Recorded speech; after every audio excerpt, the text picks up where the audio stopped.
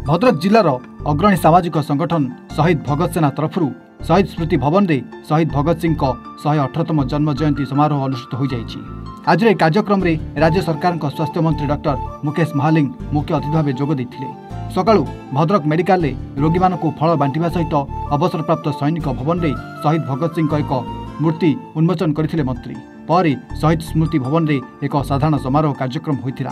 उक्त कार्यक्रम में स्वास्थ्य मंत्री समेत सम्मानित अतिथि भाव कोरेई विधायक आकाश दास नायक, सिमिलिया विधायक पद्मलोचन पंडा, सांसद अभिमन्यु सेठी, वक्ता पंडित संग्राम आचार्य, शहीद भगत सेनार आवाहक तथा भद्रक विधायक सीतांशु शेखर महापात्र, जिलापाल दिलीप राउतराय प्रमुख उपस्थित रही शहीद भगत सेना बलिदान विषय आलोचना करथिले।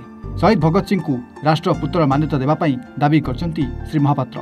और भद्रक अनेक स्वेच्छासेवी संगठन मानकु सम्मानित कर दैथिला। आज शहीद भगत सिंह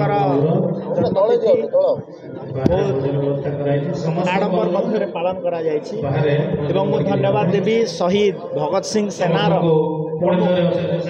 आपण मानकर सीतांशु भाई अभिनव उपाय सेवा कार्य को राष्ट्र प्रथम कनसेप्टा को भद्रक रे दीर्घ 17 वर्ष धरी कार्यक्रम को चलाउछंती एवं विभिन्न सेवा संगठन को मध्य आज पुरस्कृत करागला।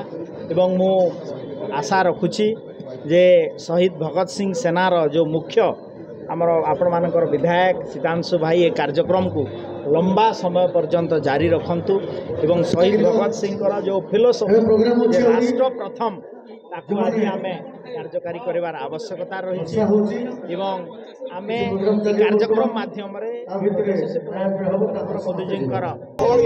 देखो महान क्रांतिकारी स्वाधीनता संग्रामी भारत मातार सुपुत्र कोटि कोटि युवक मानकर प्रेरणा स्रोत शहीद भगत सिंह आज 118तम जन्म जयंती प्रतिवर्ष परि चलित वर्ष शहीद भगत सेना परिवार पक्षर शहीद भगत सिंह जन्म जयंती और पुण्यतिथि को खूब आडंबर सहित पालन करा।